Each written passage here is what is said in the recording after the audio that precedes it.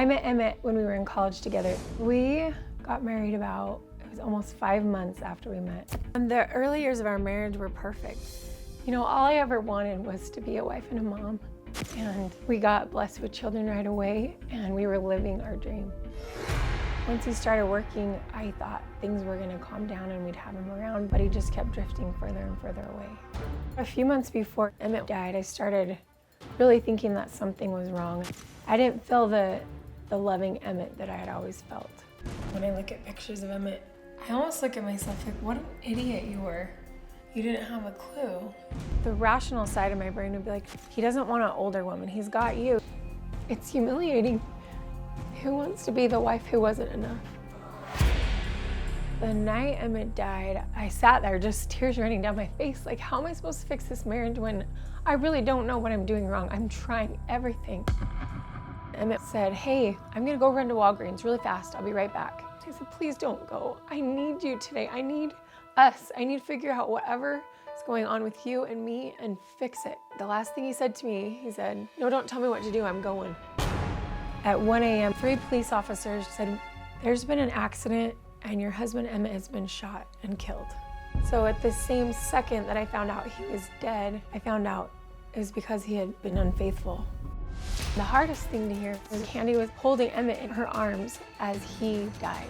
I wanted to scream, you don't have the right to watch him take his last breath. He wasn't yours. He didn't die fighting for me. He died fighting for her.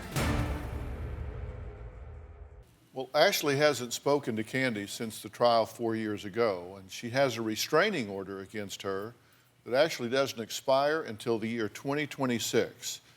But she lifted it just for today so that the two women can face each other here for the first time.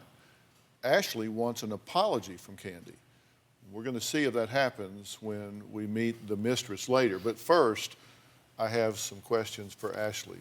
You say, out of the blue, you had no idea that he was having an affair? I had no idea. But you said when you first met Kandi, there was something about her that sent off warnings in your head. Yeah, I think a lot of times in my life I've had those, something's not quite right feeling. And that was definitely one of those for me. Ashlee has actually written a book, Silence Breaks. And she describes her first meeting with Kandi, and here's what you said in the book. Quote, she had on a miniskirt and hooker boots. Her cleavage was everywhere. She was older.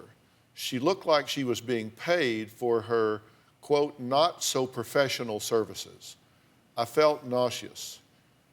I felt she was definitely not the type of woman to whom Emmett would be attracted.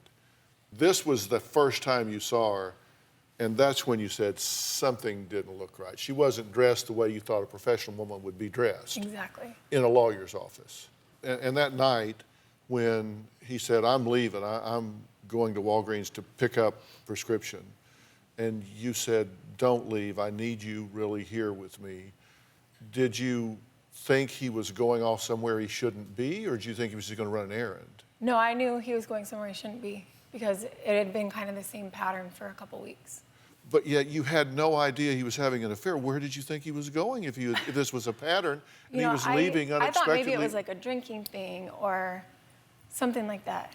And every time I would beg him to like let me in, he never gave me any answers.